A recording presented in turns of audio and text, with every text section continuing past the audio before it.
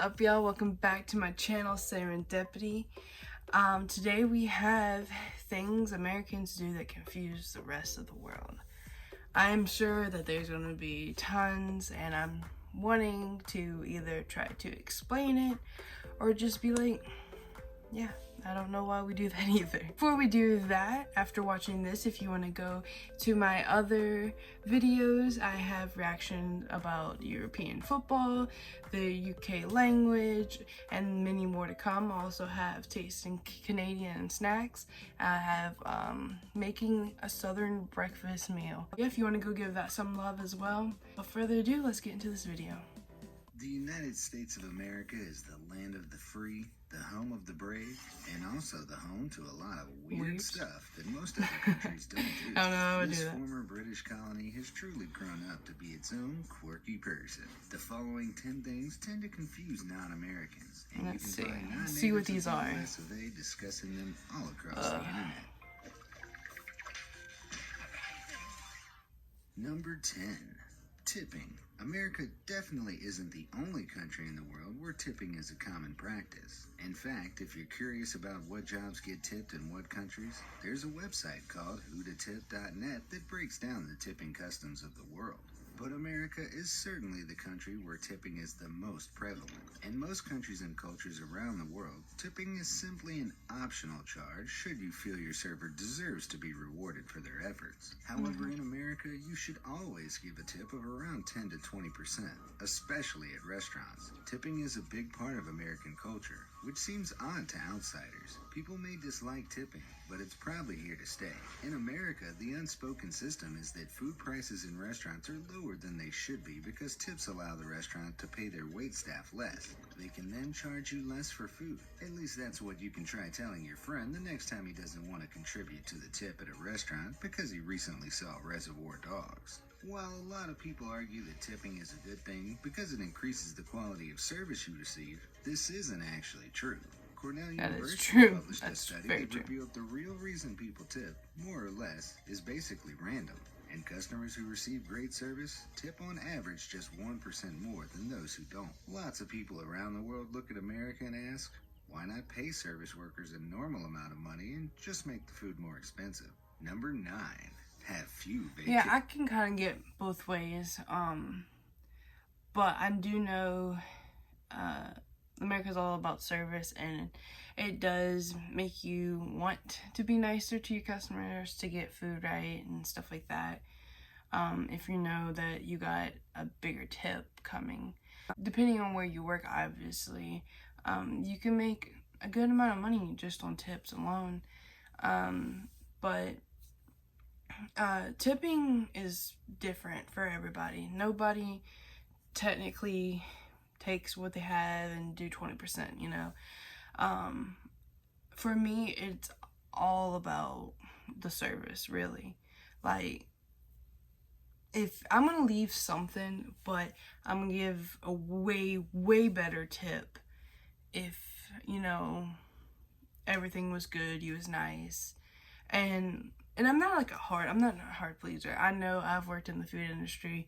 I know how things, miscommunication in the kitchen and stuff like that. So I'm not a big, hard judging person on that because I understand it. But since I am coming from food, I also know, you know, it's not hard to just be nice. And especially when I'm being nice to you as well, you know. So that's mostly just being how nice you are, is really all I kind of judge on, to be honest with you, because I know, like, if you bring me my wrong food or it's not fully correct, you know, I know it's not the waitress' fault. So, like, why should I get mad at the waitress? You know what I'm saying?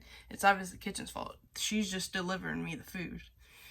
But, so I don't really judge on that type of stuff. I just really if you're nice and, you know, helping, you're going to get a good tip. But yeah, let's see what else. Days. Americans don't go on vacation as much as the rest of the world does. On True. average, we're given only 12 vacation days by our work, as opposed I don't to get none. Europeans who get between 25 and 30. Perhaps more interesting is the fact that Americans on average only use 10 of their 12 given vacation days, whereas Europeans tend to use all of theirs. I guess Americans just can't bring themselves to leave the Oh no. office while they're still Nobody working. really While it uses may all. suggest Europeans are lazy, according to a mounting body of research, it's actually counterproductive not to take a vacation, as breaks help us rejuvenate, increasing our productivity over time. Not only that, when us Americans do go on vacation, we also travel less internationally than citizens of most other countries. But that may be related to our limited number of vacation days. 12 days just doesn't allow for an international trip as well as 30 does, as the time and cost of travel to international destinations is so great. According to the Department of Commerce, American international travelers spent 42% of the cost of their entire trip simply on the travel to and from their destination. It's then not too surprising that most Americans don't even have a passport. Only Nope. 42% of U.S. citizens own a passport, whereas 76% of English citizens do. That That's means crazy.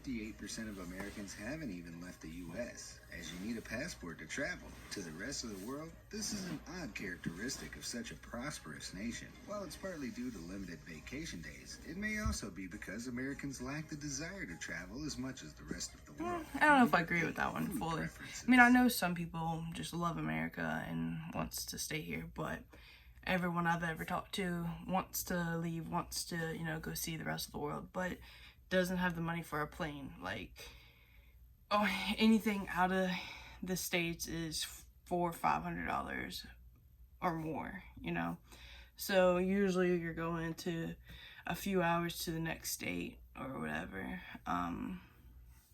because it's way cheaper. I also know most people don't take their full, like some people only have a week vacation, and I know most don't even take the full week. I don't have any vacation days. I can take a few, like a day or two, like leave if I need to leave, but I won't be paid for it, and I can only take like one or two. So yeah, you work constantly. There's no break, and depending on where you work, you don't even get holiday breaks. So I do wish America took more, let you have more days off.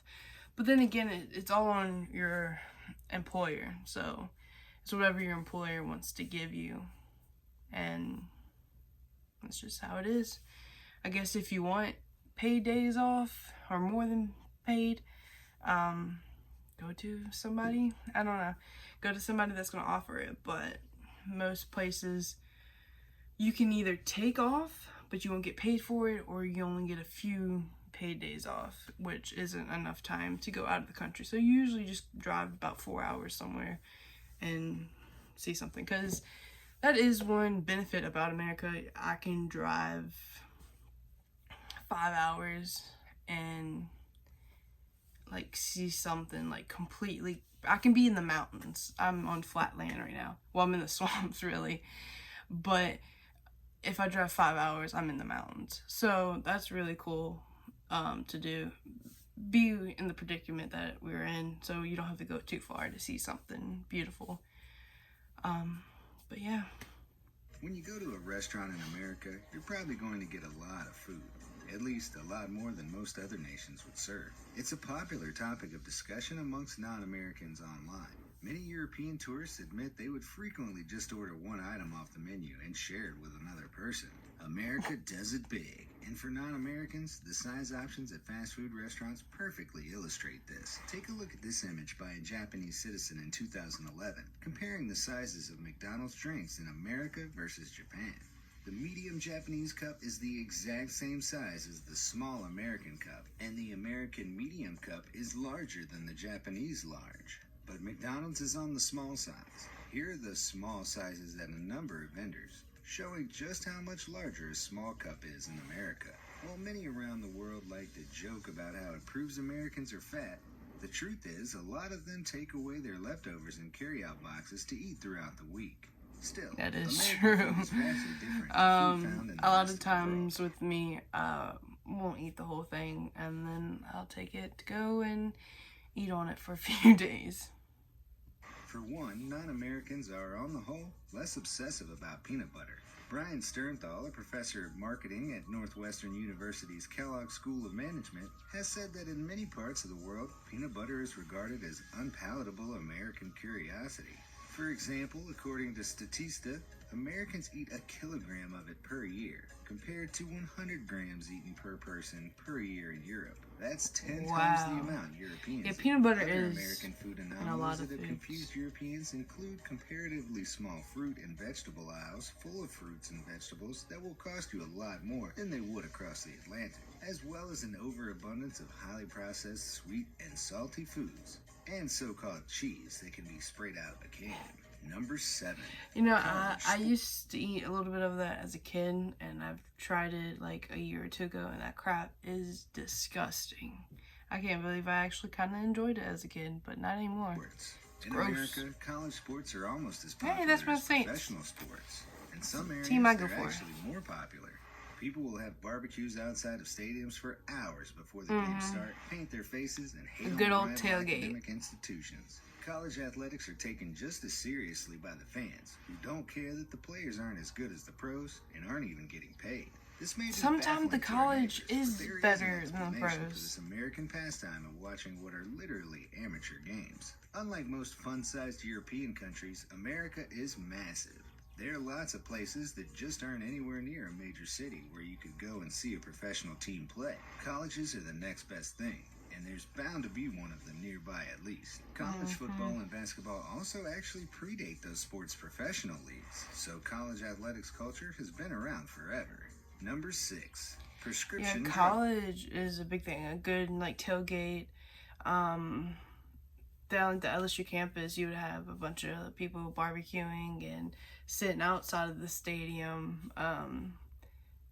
And like they will camp. Like they would be, say the game starts at 3. I don't know. Say it starts at 3. They'll be there from like 8 in the morning, setting up, barbecuing and stuff, getting everything ready for 3 o'clock for kickoff, and then they'll be there until about 7 o'clock. So they'll be there about 12 hours to be outside of the stadium. And yeah, that's something, just college, which I've found that most, even like European football, they don't really care too much about the college stuff. Everything's celebrated, whether it's high school, middle school, football, basketball. You're gonna have a bunch, well, not a bunch, but you will have, I guess depending on the team, if it's a good rivalry team, you're gonna have, like, your school is gonna be packed. Your school gym is gonna be packed. But yeah, we just kind of celebrate anybody because it's a big thing. Commercials. Non-Americans who travel to the U.S. are often surprised to find that there are advertisements for prescription drugs on regular television. You can't go and buy them from stores, so the commercials urge viewers to ask their doctor about them. In 2016, Kantar Media, a firm that tracks multimedia advertising, reported that nearly 800,000 prescription drug advertisements were aired on television, which was a 65% increase from just 4 years prior. Basically, the reason these commercials don't exist in other countries is because they aren't legal in other countries. In fact, the only other country where these kinds of commercials exist is New Zealand. The U.S. pharmaceutical industry is huge. It generated $425 billion in 2015. If they're allowed to advertise, of course they're going to. And it works. Direct-to-consumer advertised drugs tend to sell better than drugs that aren't. But they're controversial, And it seems the reason America allows them comes down to our free speech protections under the First Amendment. Governments in most countries around the world think they're dangerous, and the research suggests they're not wrong. Even the American Medical Association has called for a ban on them, as these advertisements have been proven by studies to broaden the scope of who gets treated with prescription drugs. They also lead to patients being influenced to take newer, less effective drugs that often cost more. For example, Vioxx, which was later withdrawn as it caused life-threatening side effects such as increasing the risk of heart attack and strokes. Number 5. See, and that's another Soccer. thing with those, like, America. big, like, those commercials, because they're like, do you have this? Like, to get your attention, they're like, do you have this? Do you have that? What about this? Well, here's how to make you have a better life or whatever. And then they have a very sped up version of all the symptoms and what it could cause, and it's like, is it worth it taking it? And I could have this, like, it's gonna cure these 1 or 2 things, but I could now have all of these other symptoms. These have always made me laugh. And then it's like a sped up version, so you can't even hear everything that they're saying. Of course, isn't the only country that plays soccer. But we are one of the only countries that calls the game you play with your feet soccer, and the one you play with your hands football. We stand with countries like Australia, Korea, South Africa, and Italy in not calling the sport football. Understandably, it confuses most of the world. Did you say Australia? So, what is the origin of this? South Africa. But we are one of the only countries that calls the game you play with your feet soccer, and the one you play with your hands football. We stand with countries like Australia, Korea, South Africa, and Italy in not calling the sport football. Understandably, I thought Australia calls it football. So, what is the origin of this counterintuitive Confused. name? Soccer is an abbreviation of association, which came from association football, the official name for the game. The suffix was added as a common jocular slang term of the time. The reason the name is stuck is because American football developed in the mid-19th century, evolving from the British game of rugby. Back then, rugby was loosely known as football, but it was often called rugby to make the distinction. All these sports were about moving the ball forward, but as the game developed across the pond, Americans developed different rules about how you were allowed to do it and what you could wear. The most popular rule set in England ended up being the one where you can only use your feet. And the most popular rule set in America ended up being the one where you get to smash into each other. Hence why the 2 totally different sports have the same names in the 2 countries. Number 4. Not including sales tax. Wherever there's a discussion of American sales tax on the internet, you can find non-Americans telling their tales of being shocked at the final price because they didn't realize that sales tax wasn't included.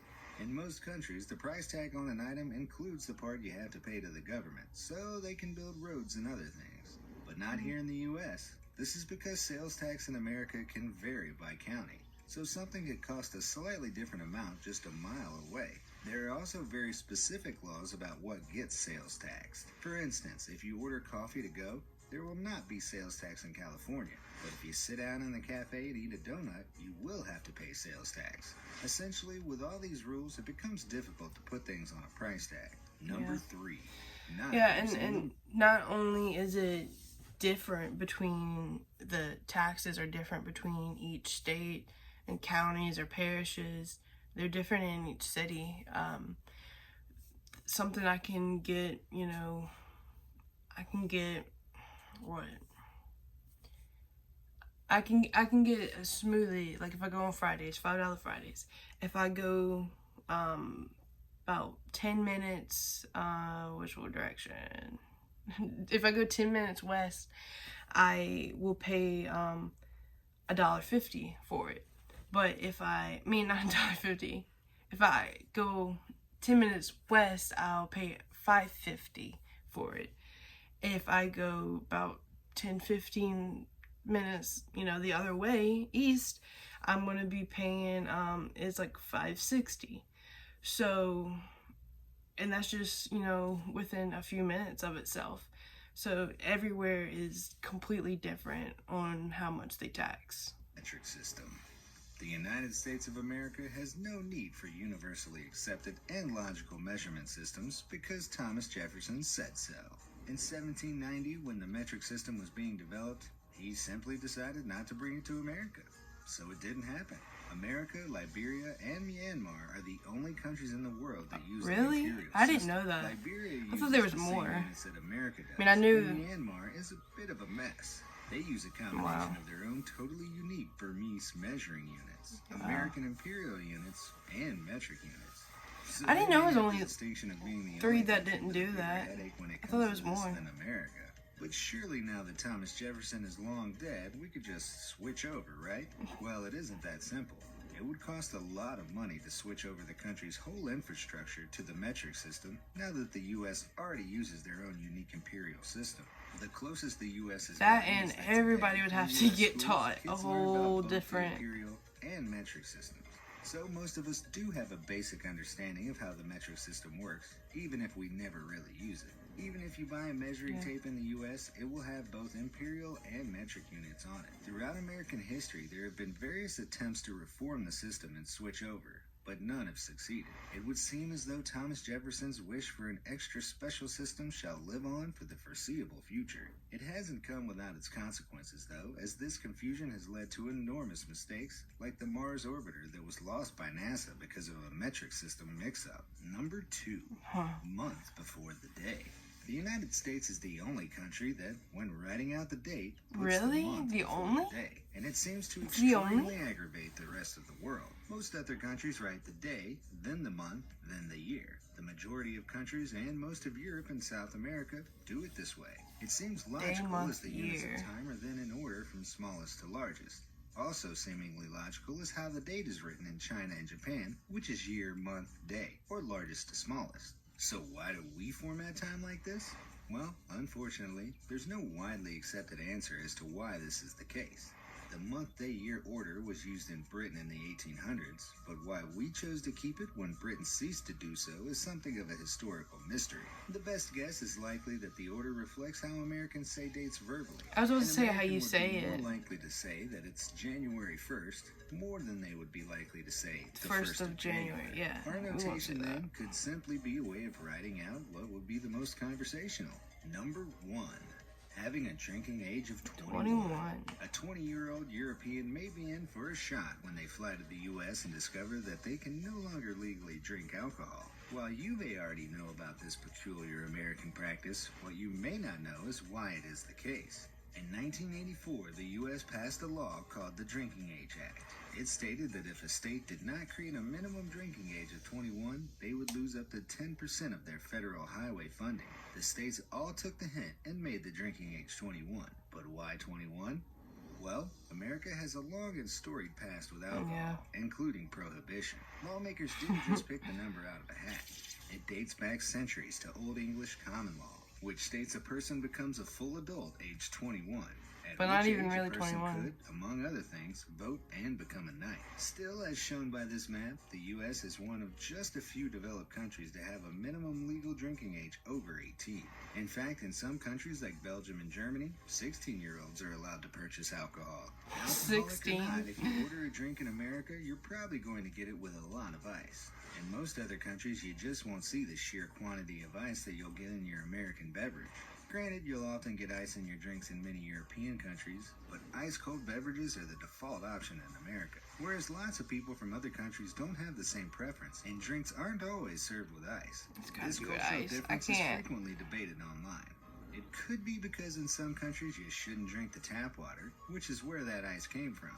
And in others, it just isn't common to automatically have ice with a meal at a restaurant. So, people of the internet, do you agree? I'm sorry. Most things have to have ice. It has to. It feels wrong if I don't have ice with a drink. Some drinks. Well, any type of beverage that I would be eating with a meal has to be with ice. Like soda or tea or anything, that all has to be with ice. Anyway, that's very interesting. A lot of things I didn't know. I didn't know that we were the only one that had, well, one of the 3 that uses the our system. That's crazy. I did not know that. I thought there were more countries than that. I already knew the ICE one. I knew about the tipping and stuff like that. And just with the taxes everywhere is different. So I guess it's hard to calculate everything if just a few minutes of each place is different. Yeah, that's my reaction. I hope you enjoyed it, and of course there's more to come.